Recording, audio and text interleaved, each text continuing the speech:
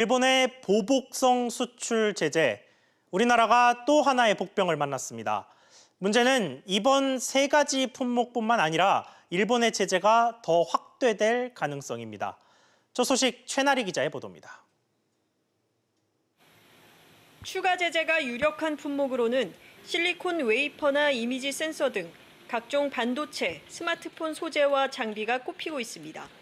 대일 수입 의존도가 높고 해당 소재가 없으면 스마트폰과 같은 완성품이 재구시를 할 수 없다는 공통점이 있습니다.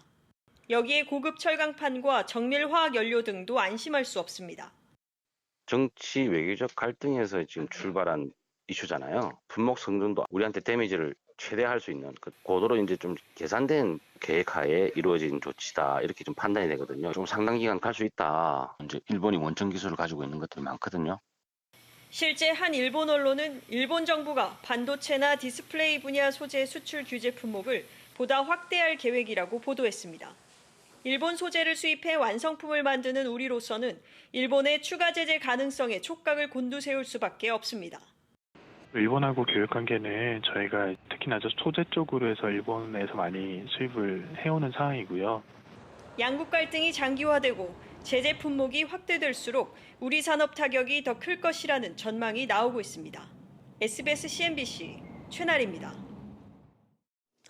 일본 정부의 이 같은 제재는 돌발적으로 등장한 게 아니라 지난 5월에 이미 최종안이 나왔을 정도로 철저하게 준비된 것으로 알려졌습니다.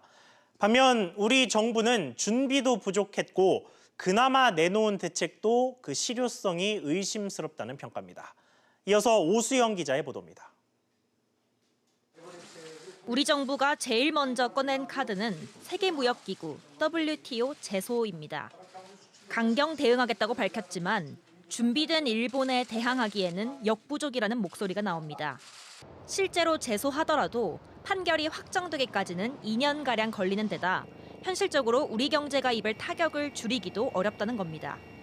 경제 제재가 아니라 한국에 대해서 상대적으로 우대 조치를 철회한 것이기 때문에 WTO에 제소를 한다 하더라도 한국의 주장을 수용될 가능성 그런 것들은 별로 높아 보이지는 않습니다. 일본 정부에서는 올해 들어서 계속적으로 관계 부처에서 회의를 하면서 준비를 해왔다 그래요. 우리 정부가 올 초부터 준비한 수입선 다변화, 국산화 개발 등도 알맹이 없는 대책이라는 지적이 나오고 있습니다. 반도체 장비도 소재도 국산화에 큰 진척이 없다는 겁니다. 2017년에 18.2%였는데 지금은 약 한 20%대를 유지하고 있다. 장비나 소재 같은 경우에는 우리나라에서 원천 기술이 없기 때문에 획기적인 국산화율의 상승은 좀 어려워 보이는 상황이고요.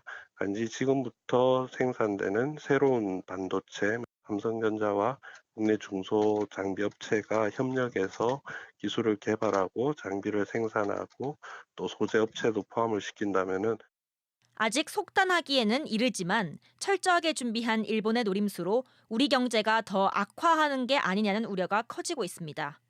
SBS CNBC 오수영입니다. 지금부터는 이 상황에 대한 해법은 없을지 알아보겠습니다. 과거 일본은 지금과 아주 유사한 상황에서 우리와 같은 제재의 대상국이 된 적이 있었습니다. 중국이 산업의 필수 소재 중 하나인 히토류의 일본 수출을 제한한 건데요. 당시 일본의 대응은 어땠고 또 여기서 우리가 배울 건 없는지 권세욱 기자가 알아봤습니다. 지난 2010년 중국은 일본과 영유권 분쟁을 겪자 반도체 등을 만드는 데 필요한 희귀광물, 히토류의 수출을 금지했습니다. 일본은 중국의 수출 통제가 세계무역기구 WTO 협정에 어긋난다며 제소했고 결국 승소했습니다. 한국에 대한 수출 규제가 일본 내에서도 모순적이라고 비판받는 배경입니다. 이번 경제보복이 이른바 탈일본을 초래할 수 있다는 우려도 나옵니다. 일본이 히토류 사태를 통해 중국에 대한 의존도를 낮췄던 것처럼 한국도 마찬가지라는 예상입니다. 중국 내에서도 우회적인 방법으로 히토류를 수출하려는 그런 움직임이 있었거든요. 일본 정부가 수출을 만약에 이제 실질적으로 어렵게 하면 그것을 수출하는 기업들은 우회적인 방법을 찾을 수도 있고. 우리 정부가 WTO 제소를 내건 것도 시간은 더디게 걸리지만 과거 일본의 히토류 대응 방침을 거울로 삼았다는 해석이 나오는 이유입니다. 즉, 일본 제재의 모순과 신뢰를 모두 얻을 수 있는 방안이 될 수 있다는 겁니다. 하지만 한일 관계의 특수성상 결국 문제는 양국 정상이 풀어야 한다는 지적도 나오고 있습니다. 양국 정부가 이 외교적으로 불거진 문제를 경제 문제로 지금 확산을 하고 있는 상황인데 양국의 행정 당국에서 최대한 이 문제가 확전되지 않도록 노력하는 게 악화일로냐 실마리를 푸느냐 한일 관계가 중대한 갈림길에 섰습니다. SBS CNBC 권석입니다. 일본의 이 같은 행보는 가뜩이나 중국과 미국 사이 대외 리스크에 시달리던 우리나라의 추가 악재가 됐습니다. 신세돈 숙명여대 경제학부 교수와 함께 그 파장과 해법 자세히 분석해 보겠습니다. 교수님 어서 오세요. 네, 반갑습니다. 네, 먼저 첫 질문부터 좀 드리면 일단 우리나라의 산업들이 일본에 좀 종속되어 있는 그 정도가 어느 정도나 됩니까? 좀 심하죠. 좀 심하고 그 심한 것은 지난 30여 년의 노력에도 불구하고 내부적인 문제도 있었고 또 그것을 그렇게 심각하지 아니 생각했던 우리 어떤 그런 기업의 태도도 있었지만 어쨌든 상당 부분 우리가 일본의 소재, 부품, 기계까지도 수입을 해서 국내에서 생산하는 이런 구조가 오래 지속되어 왔기 때문에 작년까지만 해도 우리가 일본에 수출한 게 300억인데 일본에서 수입한 게 거의 2배 가까운 550억이었기 때문에 상당히 일본에 대한 의존도는 높아왔고 이게 별로 시정이 안 됐다. 그렇게 이야기할 수 있죠. 자, 그렇군요. 그러면 일본이 이번 수출 제한을 조금 더 확대를 한다면 그 영향이 뭐 클 수밖에 없겠네요. 굉장히 커질 거죠. 커지고 일본한테 우리가 의존을 많이 해서 커지는 것도 있지만 이 문제가 이 확전이 되면 아무래도 이 불똥이 이제 다른 분야로 튈 수가 있겠죠. 예를 들면 뭐 인적 교류라든지 기술 개발이라든지 뭐 금융 문제는 차치하고라도 우리가 일본하고 코를 맞대고 살아온 지가 뭐 1000년이 넘는데 저는 이것은 전혀 바람직하지 않다고 판단을 해서 정부 당국이 정말 조심해야 될 것은 감정적으로 대응하면 안 된다. 이게 감정적으로 해서 해결할 문제가 아니고 정말 냉정할 필요가 있다. 근데 어저께 나온 정부의 어떤 반응들, 예를 들면 뭐 WTO에 최소를 한다든지 일본 대사를 불러서 뭐 이렇게 유감을 강력하게 표시한다. 이런 행동들은 저는 상당히 감정적이었다고 봐서 일단은 좀 자제하고 일본이 원하는 것이 뭔가, 일본이 말한 국가의 신뢰관계에 현저한 손상이 구체적으로 뭔가 하는 것을 이야기하도록 하고 그것을 해소하기 위한 우리 정부 또는 우리 그 당국의 어떤 진솔한 태도를 보인다고 하면 저는 이 문제는 쉽게 해결될 수 있는 그런 여지도 있다고 봐서 감정적으로 대응하지 않기를 제가 재차 부탁드리는 겁니다. 예, 그렇군요. 그러면 이번 사태가 나온 이후에 우리나라 기업들의 좀 반응은 어땠는지 사실 기업 쪽에서는 한일 관계가 이게 악화되어 온 게 지금 어제 오늘의 일이 아니에요. 사실은 한 10여 년 가까이 됐습니다. 이명박 정부가 그 독도를 방문하면서부터 한일 관계가 굉장히 어려워지기 시작했기 때문에 기업들은 이 문제를 상당히 오랫동안 느껴왔었고 특히 최근에 이제 한국의 어떤 국내적인 문제 때문에 징용과 관련된 판결 때문에 상당히 일본 관계가 좀 어려워진다는 것을 알고 있었기 때문에 기업에서는 상당 부분 대응을 해왔다고 보고 다만 단기적으로 해결될 수 없는 그런 구조적인 문제 때문에 조금 이번에 일본 조치로 상당히 그 당혹은 하겠지만 기업들의 대응은 어쨌든 정부가 이 문제를 확산하지 않기를 저는 바라고 있을 거라고 봐요. 그렇군요.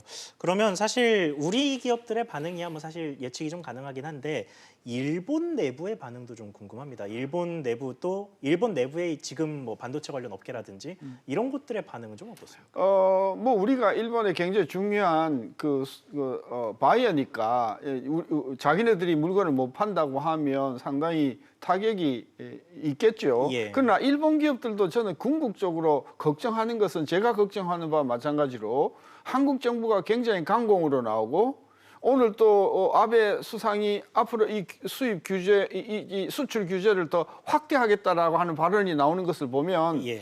일본 기업도 이것을 우려하는 것이 뭐냐 하면 이 문제가 외교적으로 잘 해결되기를 바라지 이것이 확전되어서 양쪽 나라의 이 규제나 이런 보복들이 에스컬레이트 되는 것을 저는 그 좀 꺼려한다는 차원에서 굉장히 지금 조마조마할 거라고 생각합니다. 자, 그렇군요. 앞서 교수님께서 이 흥분하면 안 되고 일본이 정확하게 원하는 바가 뭔지 잘 파악해야 된다 이렇게 말씀을 주셨는데 그래도 일본이 먼저 사실상 뭔가 경제적인 공격을 선공을 벌인 상태에서 우리가 저자세로 가면 이 여론을 신경 쓰지 않을 수가 없단 말이죠. 이 저자세로 나가는 것에 대한 불만이 분명히 제기가 될 텐데 이런 데에서 우리 정부가 취해야 될 태도는 뭐라고 보십니까? 그게 당국의 운영의 묘지요. 국민의 여론은 굉장히 흥분하기가 쉬워요. 정부가 그 흥분을 부추기면 안 된다는 거죠. 따라서 정부가 아주 현명하게 한쪽 손으로는 일본하고 일본의 불만을 잠재우고 다른 한편으로는 그 사건으로 인해서 국민들의 어떤 격앙된 감정을 가라앉히는 굉장히 이 성숙된 그런 그 태도가 필요한데 적어도 어제 나온 정부의 그 어떤 뭐 예를 들면 의회라든지 여당이라든지 이런 쪽에서 나온 굉장히 격분하고 예. 국민의 어떤 그런 그 반감을 불러일으키면서 정치적으로 이 문제를 끌고 가게 되면 그쪽도 다치지만 예. 우리도 상당히 많이 다칠 것이라고 봐서 전 이 문제는 더 이상 확산되지 않도록 의회나 또는 정부에서 굉장히 성숙된 어떤 태도를 보여주는 게 굉장히 필요하다고 생각합니다. 자, 그렇군요. 시간 관계상 교수님 말씀 여기까지만 듣겠습니다. 네. 말씀 감사합니다. 감사합니다. 자, 그렇다면 지금 이 한일 간의 일련의 사태를 지켜보고 있는 시민들의 반응은 어땠을까요? 벌써 일본산 제품의 불매운동 움직임까지 나타나고 있습니다. 정윤형 기자가 시민들 이야기 들어봤습니다. 정치적인 고려를 했기 때문에 보복을 하는 거 아니겠습니까? 그런 면에서는 절대 부당하다고 생각하죠. 적반하장식으로 이제 보복을 하니까 오히려 더 반감은 더 거세지고 더 악화시키는 방향밖에 안 되는 것 같은데. 인터넷 커뮤니티에선 일본 제품에 대한 불매운동을 해야 한다는 목소리까지 나오고 있습니다. 국내에서 인기를 얻고 있는 일본산 제품을 구체적으로 거론하며 불매하자는 글도 있습니다. 한국에 대한 일본의 감정도 나쁘긴 마찬가지입니다. 지난해 한국대법원의 강제징용 배상 판결 이후부터 반한 감정은 점점 고조되고 있습니다. 때문에 반한 감정이 한국산 스마트폰, 자동차, 화장품 등에 대한 불매운동으로 번지는 것 아니냐는 우려도 제기되고 있습니다. 하지만 극단적인 행동으로 가진 않을 것이란 전망도 나옵니다. 강제징용 대법원 판결 또는 이제 자일대 우기리 사태, 일본 내 한국에 대한 불만이 누적된 상태입니다. 일본 국민들이 어떤 자제하는 그런 어떤 속성이 있기 때문에 일본 내에서 한국 제품 불매 운동이라든지 이런 과격한 방향으로는 흘러가지 않을 거라고 봅니다.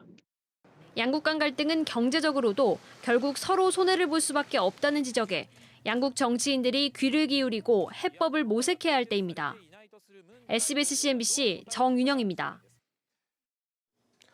다음 소식입니다. 지난달 소비자 물가지수가 1년 전보다 0.7% 오르는 데 그치면서 반년째 0%대 저물가가 이어지고 있습니다.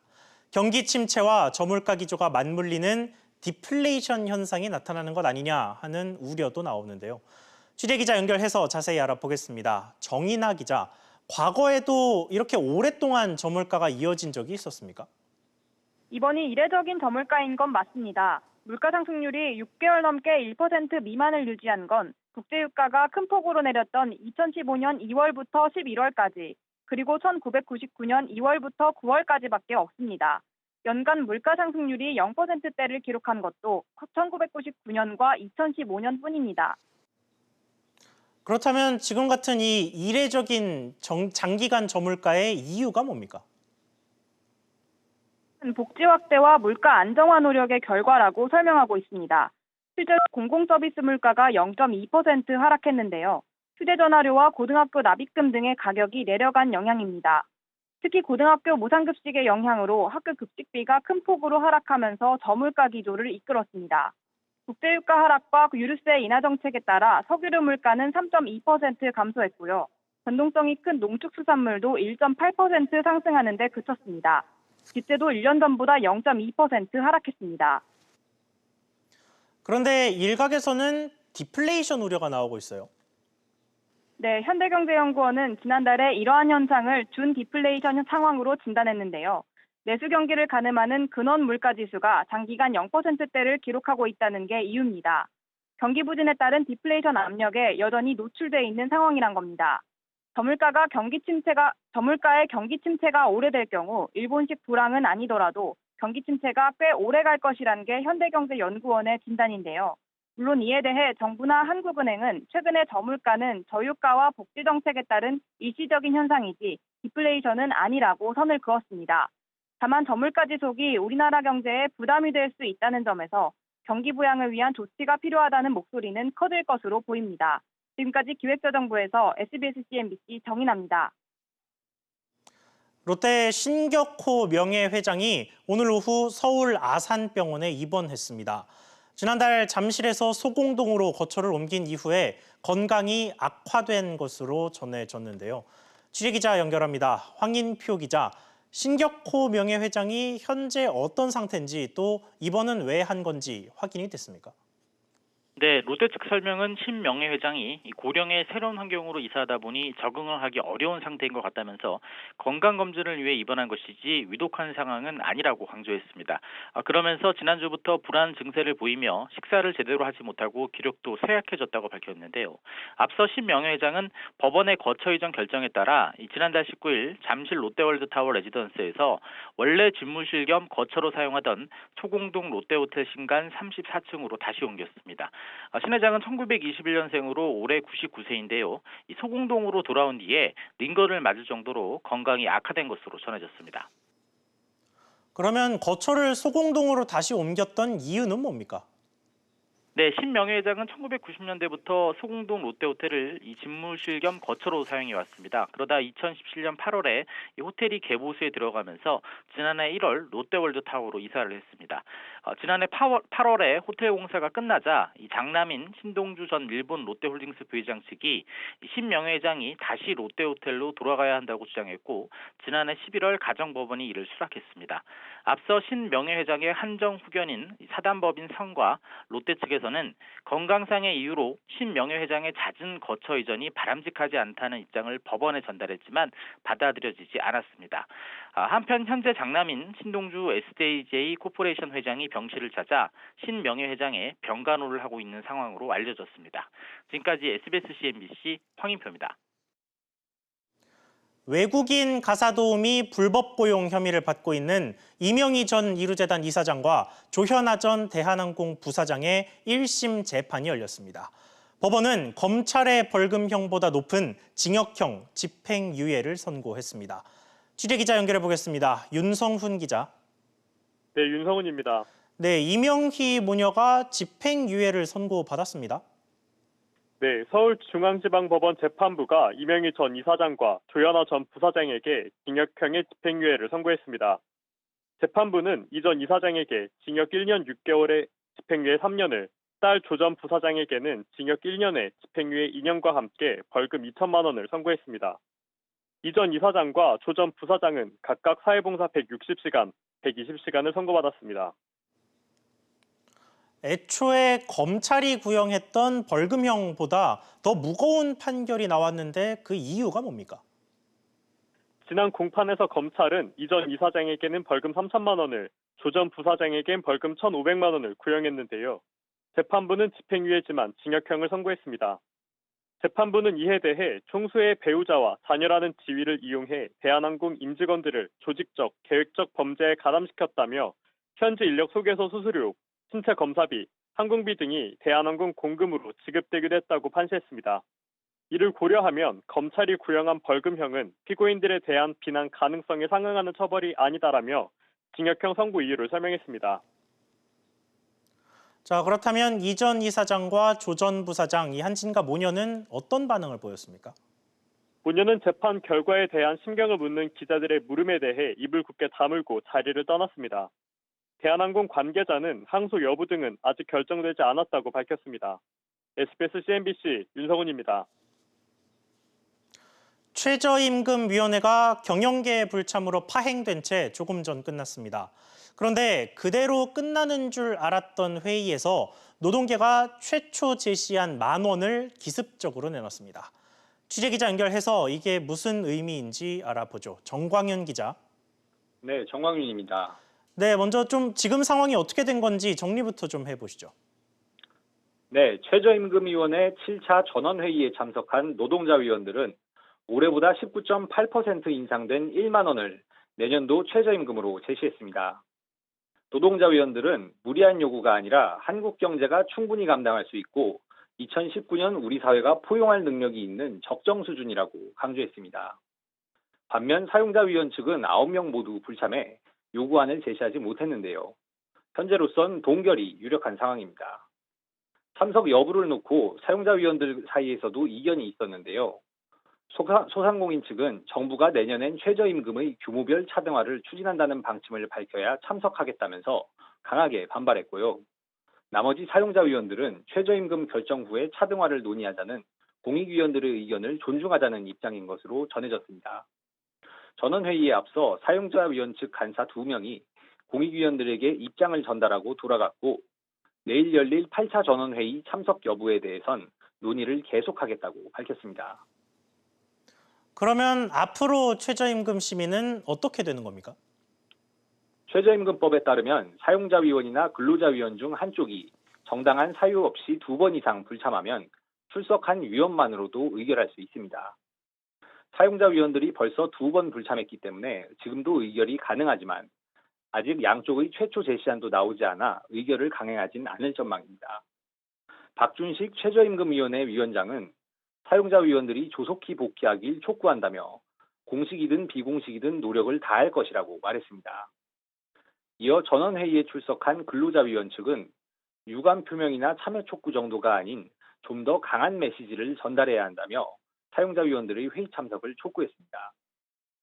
고용부 장관이 8월 5일까지 내년도 최저임금을 고시해야 하고 그 전에 이의제기 등 행정 절차에 20일 정도가 소요된다는 점을 감안하면 실질적인 최저임금 결정 마지노선은 오는 16일 정도로 볼 수 있습니다. 지금까지 SBS CNBC 정광윤입니다. 지난 2012년 국민연금을 최대 5년까지 미리 받는 이 조기 노령연금 신청이 마치 유행처럼 번진 일이 있었습니다.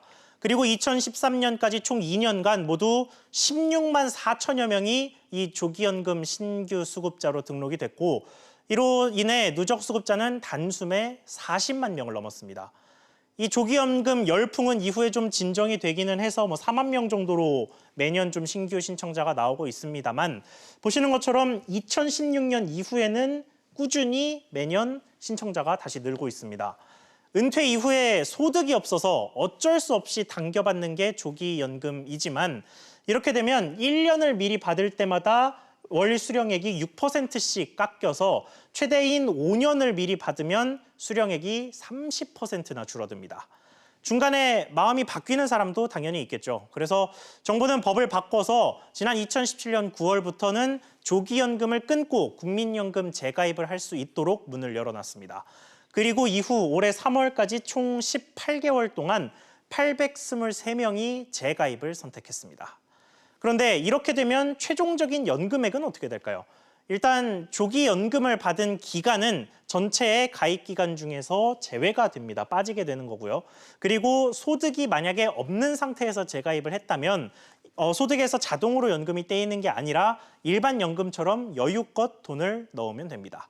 그리고 최종 연금을 수령할 때에는 조기연금을 받았던 기간 1개월에 0.5%씩 최종적인 연금액이 차감됩니다. 재가입하는 게 최종적으로 이득이 될지 손해가 될지는 개인마다 크게 다릅니다. 다만 국민연금은 소득 재분배 기능이 있어서 적은 금액을 넣는다면 그 액수 이상의 효과를 발휘하게끔 설정돼 있습니다. 초기 조기연금을 지금 받고 있는데 생활에 여유가 좀 생겼다면 국민연금이나 다른 전문 기관에 재가입 손익을 한번 따져보시는 건 어떨까요? 앵커 리포트였습니다.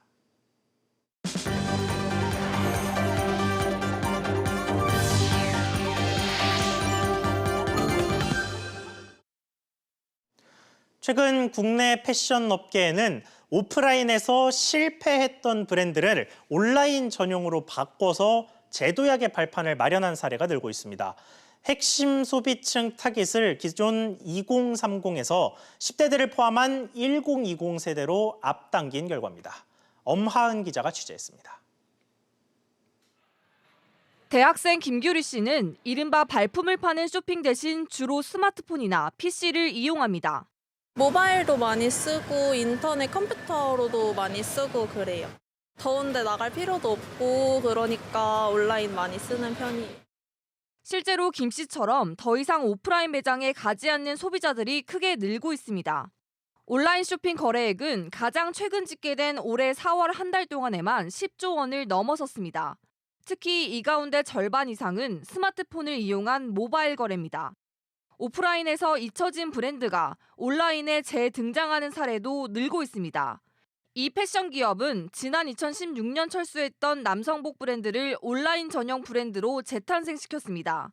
지난해 온라인 전용으로 탈바꿈시킨 아동복 브랜드가 20% 넘는 매출 성장세를 기록하면서 부활에 성공했기 때문입니다.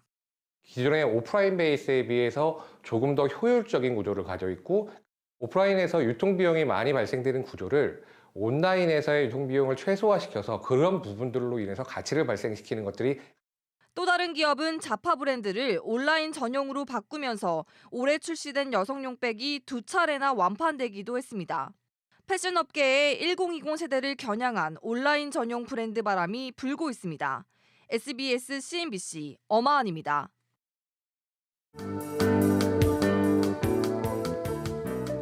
안녕하세요. K웨더 라이프스타일 예보 박유라입니다. 장마가 쉬어가면서 연일 무더운 날씨가 이어지고 있습니다. 내일도 낮 동안 서울은 31도, 대구는 32도까지 치솟겠는데요. 이에 따라 영서와 경북에는 폭염특보가 내려진 상태입니다. 특보는 앞으로 그 밖의 지역으로도 확대될 수 있는 만큼 기상정보를 잘 체크하셔야겠습니다. 한편 강한 햇볕에도 주의가 필요합니다. 자외선지수 매우 나쁨 단계까지 오르겠고 오존의 농도도 짙어질 것으로 보이는데요. 장시간 야외 활동은 되도록 피하시는 게 좋겠습니다. 내일 중부지방은 대체로 맑겠고 남부지방은 구름 많겠습니다. 다만 제주도는 장마 전선의 영향을 받아 오전까지 5에서 20mm의 비가 내릴 것으로 보입니다. 한편 미세먼지 농도는 보통 단계로 대기질은 양호하겠습니다. 중부지방 대체로 맑겠고 낮 동안 30도 안팎까지 올라 덥겠습니다. 서울과 춘천, 청주 31도, 대전 30도로 예상됩니다. 동해안 대체로 맑겠지만 습도가 높아 후텁지근하겠습니다. 한낮에 강릉 27도, 속초 29도가 되겠습니다.